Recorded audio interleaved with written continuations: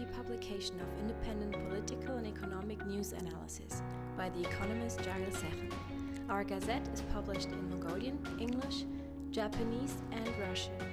Please order your subscription online at www.jargaldefacto.com or from the post office called Mongol Shudan near you. Also, you can order by phone at 7007 8916.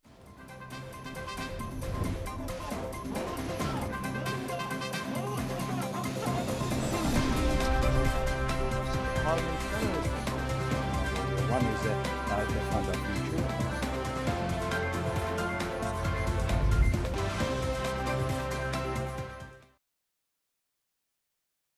Good evening. Welcome to Defacto Review, our weekly in-depth analysis on the current news and affairs with our commentator and economist, Mr. Jargal Defacto. Good evening.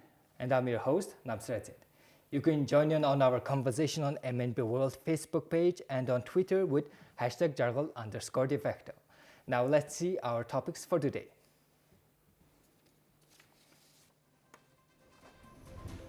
Gas pipeline or a geopolitical wind blowing?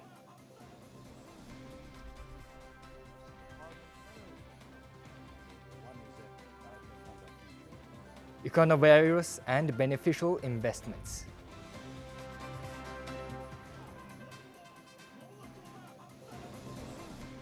COVID-19 and online conferences. Now let's get into our first topic.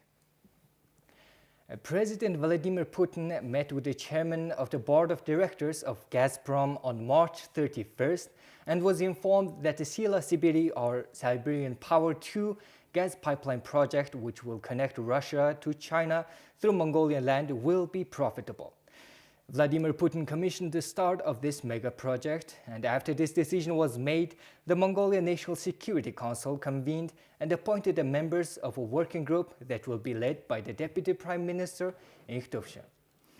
So our first question about this topic is is this gas pipeline project is like leaking a candy behind a glass, because this has been going on for almost 3 decades now? Well, speaking about leaking the candy beyond the glass, well, there are some projects like this. Clear example is Mongolian Ulaanbaatar Railways, joint venture of 2 governments since for last 70 years. In 2014, when President Putin visited Mongolia, the Russians promised to have 100 million ton capacity of cargo per year on this railroad, and they promised to make electric instead of current and mechanic. And they promised to make a pay road. None of them has happened. And it's like leaking the candy beyond the glass. And by the way, this railway, Ulaanbaatar Railway, is the most ineffective, probably, railway in the world, because it's only 1,000 or so kilometers length, and yet 16,000 people work for this railway. There are some 320 economic entities. And meanwhile, in Canada Rail, it has 55,000 kilometer long railways, and only 10,000 people work. By the Canadian efficiency, Ulaanbaatar Railway must have 2,000, not 16,000. This is the most unprofitable enterprise in the country, which also don't pay tax due to that agreement 70 years ago. And it works, whole railway works on diesel. 2/5 of their cost is diesel, which is also tax exempted. So that's why this railway is actually what's happening there is really that leaking the candy beyond the glass. As far as this gas line decisions, what you informed, hope it is not the case, because this acceleration of the work, feasibility study for railways, for gas line through Mongolia, which is expected to be about 36 billion cubic meter per year. But now, after this last Putin and Miller talk, it is to be about 50 billion cubic meter per year, which is substantially more than we expected. And of course, this is not acceleration coming from the good life. Oil and gas is 60% of Russian export earning and 30% of the GDP. And with the current price of oil, of course, Russia needs more money from reliable sources like China. And the Russian ruble became to the bottom recently. $1 was 80 rubles on March 18. And it's very substantial consequences for the Russian economy, in particular when the pensioners are receiving the same amount of money and the purchasing capacity of ruble is going down. So that's why they decided to accelerate the job, which is good for all related countries, in particular to Mongolia. And I think it's only a matter of time. Probably it is about, I'm comparing that with the Siberia East Power Siberia 1 line, which is capacity has 38 billion cubic meter a year.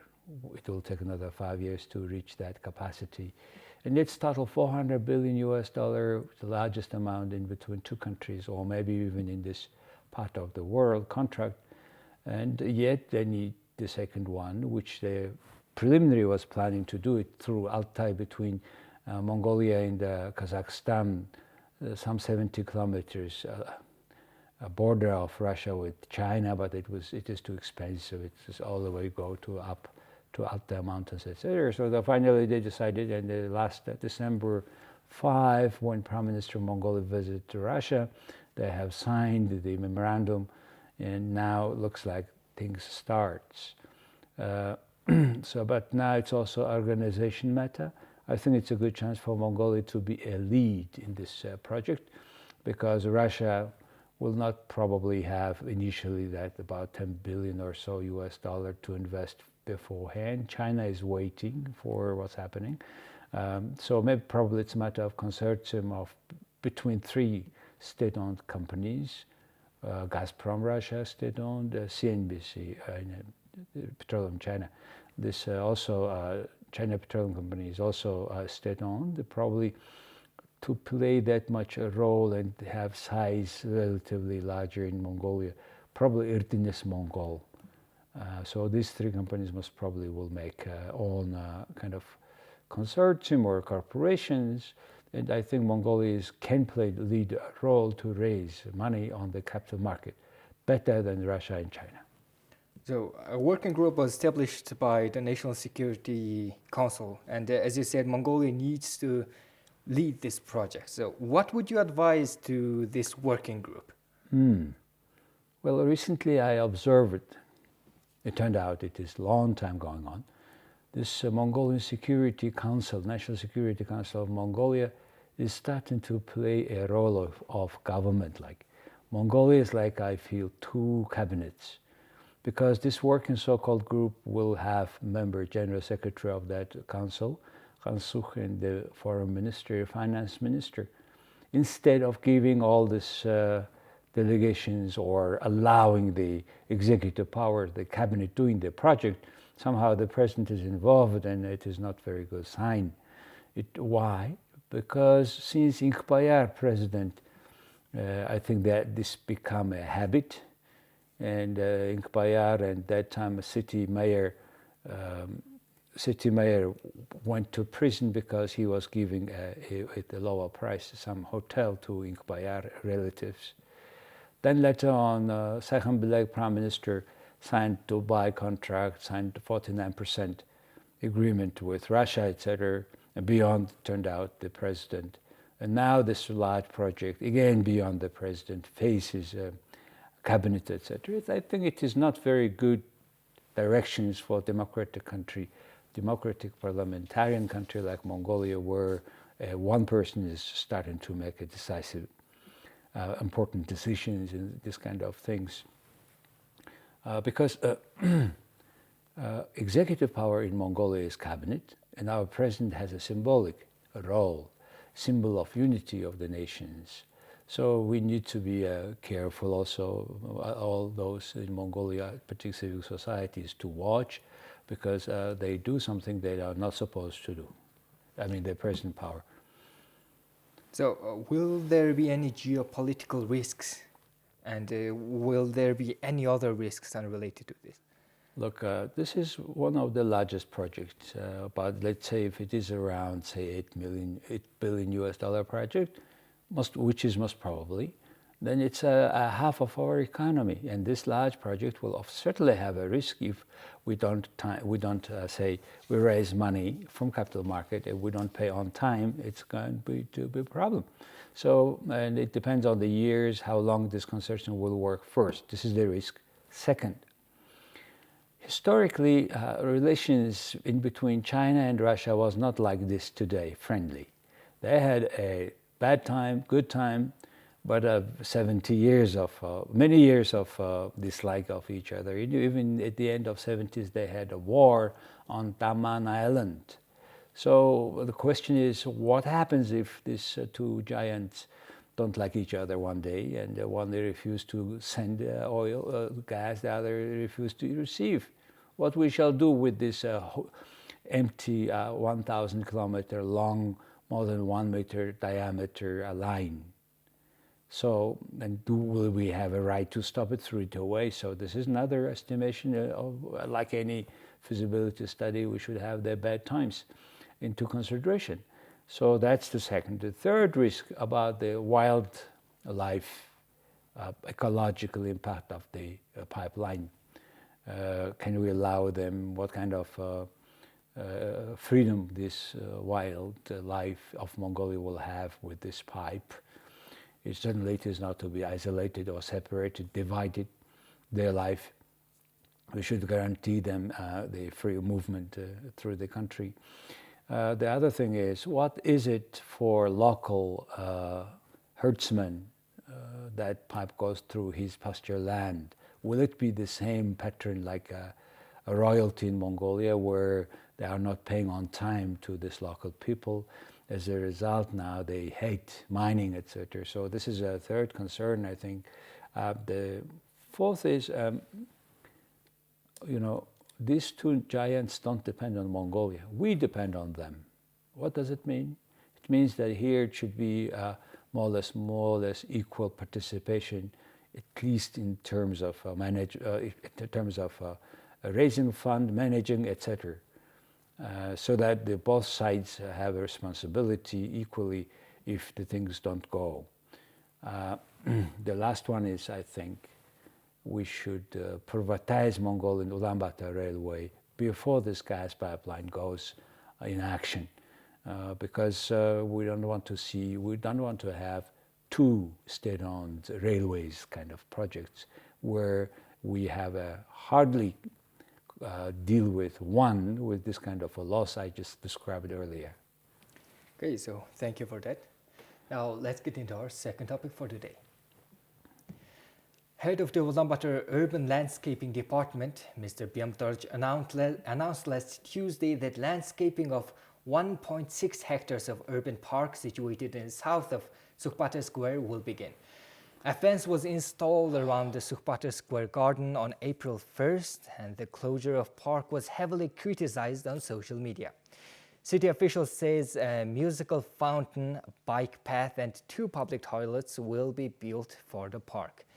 So our first question about this one is this really a good time to do this kind of project, especially during an economically difficult situation like this? Well, time-wise, of course, not the best timing when the whole thing was related to coronavirus happening on one side. On the other side, the city where the half of the population live must have decent parks, squares, fountains, etc.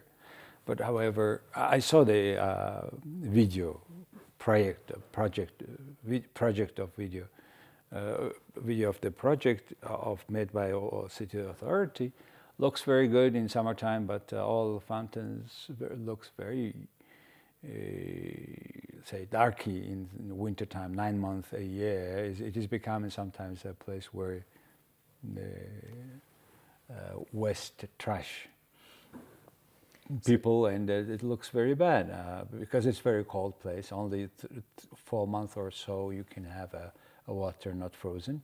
So instead, I suggest maybe we reconsider the fountain part of this new planning.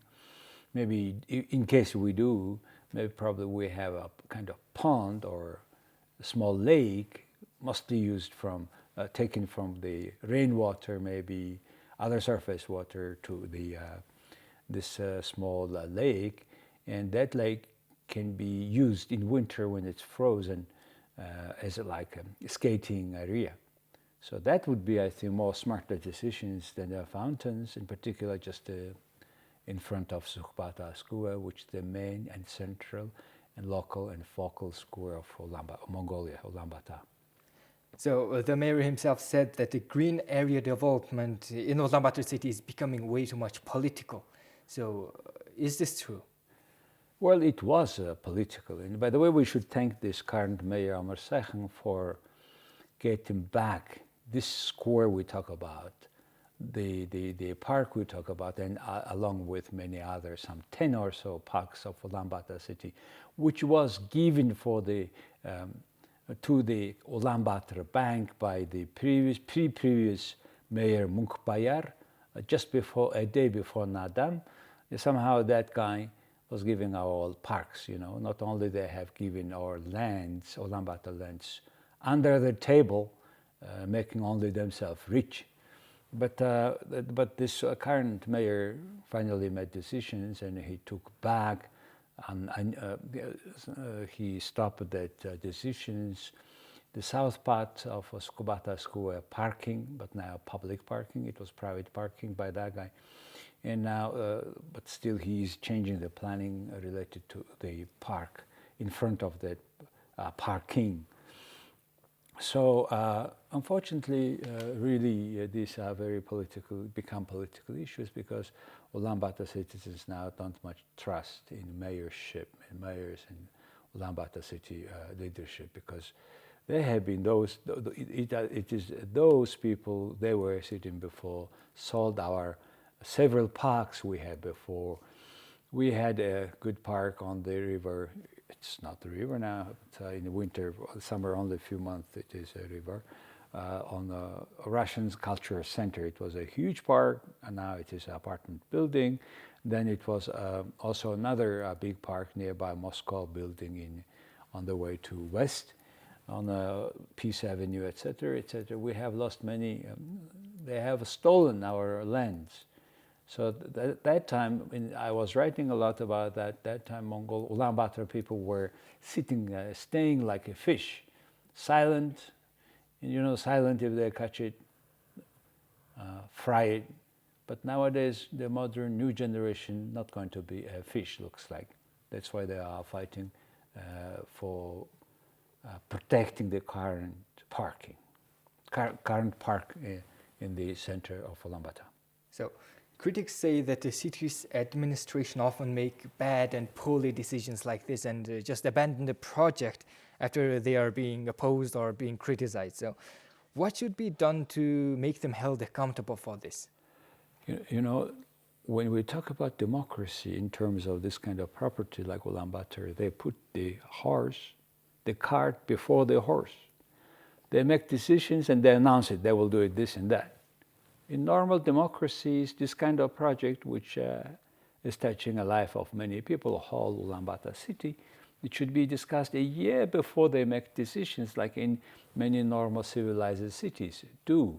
In Berlin, for example, the Sony Center market, they have a made model, and the people were discussing, Reichstag, by the way, too, also Louvre in France. A year before, they put the model of the new construction. The people were discussing for a year, giving their opinions on that. Only after that they make contract. In Mongolia, they make contract and then inform the people, like, that's not your problem. If it's not your decision, if we need your decision, I will give you one. Huh? That's the approach, and at this time too. So I suggest them to make always model a year before to have discussions on any major issues. And by the way, put the total investment needed and ask donation by the public and the companies. In Denver, for example, a huge stadium was discussed in that way, and then Pepsi presented several $100 million just to put their name. Now it's a Pepsi Center. How about that? How this kind of big park or theater could have a name of people who have donated money? What will be bad if we do the same pattern? So we should be smart. And the other thing is, Ulaanbaatar is the only city where the mayor is not selected directly from the citizens. It is nominated at the end by the prime minister. So mayors in Ulaanbaatar city, for all the time, they were more reporting to the prime minister and not to us. So what the hell are we to do with the politicians when it comes to make the city clean, air clean? So that's my take. Okay, so thank you for that. Now let's get into our third topic for today. Parliament's regular spring session will start tomorrow. However, due to the emergency and quarantine measures, Parliament sessions cannot be held as they normally do. So for the first time in history, Mongolian Parliament will hold online sessions, and Parliament members will be separated into 5 parts for the online session.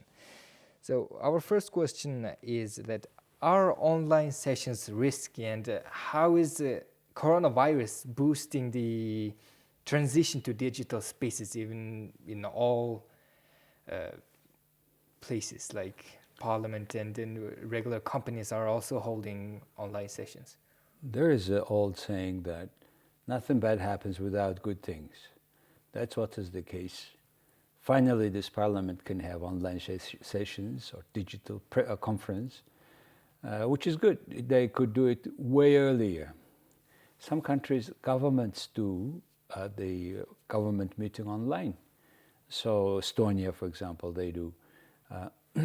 It's good because then decision-making process will be more faster and more participation of members, etc. There are many positive things here. Second thing is it also contributes to transition of people's mind inside to the digital world. Now we have education online. Now it should be the museums, theaters like in the world should be online as well. And also all kind of government provisions can be online.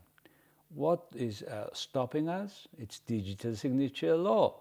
And technically it's possible. Tie your ID with your signature and with your telephone number. You may have a 3 telephone number, but the one is to be main, which is your ID as well. Then when it is identified as your signature, the life will be much faster, which is proven in the life in many countries. So the same goes with all government permissions. If all things the requirements you meet, you can apply, and you can get a permission. But I think our Parliament, our government staff don't want that, because, in particular, some ministries, because they will make them less, and they will make their power more neutral, and that's the world we go to that directions. So is there any problem with online sessions, because the Mongolian Parliament members usually do not attend the Parliament sessions, and then someone else just votes for them? So will there be anything similar to this online? And by the way, those who were voting, nobody has punished for that. It should be punished. That's the problem in Mongolia. They are stealing and taking corruption. Nobody is punished. And even worse, no money came back. It means how much corrupt all the system, including judicial system. Now recently they have changed all heads of the judicial system, but the same show goes on because nobody is punished yet. And without having these losses paid back, then how you can get the other people accountable? It's one. Secondly, we should have it, and plus even we can have our election can be online. So will the election be postponed this year? And if so, how will it affect the candidates and the party competitions? It depends on the situation of coronavirus's pandemic in Mongolia. If it goes as it is today, around 12, 14, or 2 guys already went home, etc., at the level of, within 2 digits, I think election will be on time, and it can be even, I said, digital. You can vote it by phone. Those who want and those who don't want by phone, they can go to the election, the point. But as soon as the digital signature is there, it is possible. And if the election is called on time, which is June 24th, 2 months? 3 months, about 3 months, then I think the ruling party have a more chance. If we have more COVID-19 pandemics more disseminated in the country, and we cannot contain them, probably it reaches to the level of 3 digits, etc. They need to postpone at least for 3 months, and by that time, situation, because Mongolia, that's the whole thing. We are afraid of having it because we have a not big capacity of combating this kind of viruses. So if it is around, election is around in 3 months, then it will be less probability for the current power to have the same amount of seats in the parliament as it would be done if it is on time. Okay, so is Parliament member Batsardak's resignation related to the SME funds kind of? Oh, yes, it is one of its former agriculture minister. It's one of some 35 parliament members who misused our fund for supporting small, medium enterprises. And now he's just before a couple months of election asking to free him from parliament members. It says, this is it's something statistically not important thing to discuss it now, because it's not hot, not cold, if that guy is in or out now. What is important is now they need to change some 45 laws after amendment of constitutions before the election. Whether they can do or not, it's a second issue. And that's why this guy issue will be a discussion, will be waste of time. This time should go for discussions of those laws, which must be changed because this constitution changes. By the way, in some countries like France, for example, any law, including probably constitutions, but any law is adopted at the parliament with those changes that law makes into other legislations. They do it together at once. If Mongolia would do it at once, then we will have a much better efficiency of our parliament sessions, each hour of which costs millions of tughriks for taxpayers. So I appeal Mongolia in this parliament or next one to be more efficient, having more, implementing, by the way, the law called regulatory impact assessment. We have this kind of, it turned out, the law regulations, law on the law, valid from January 1st, 2017, which unfortunately the parliamentarians are not following, unfortunately. So I appeal them to follow that law. Law must be prepared. So thank you for your time today. Thank you. Unfortunately, that is all the time we had for today. Thank you for staying with us. We will see you next week with more topics. Yeah, you can rewatch our program also on our website, jargaldefacto.com, and also on Facebook. Thank you for being with us.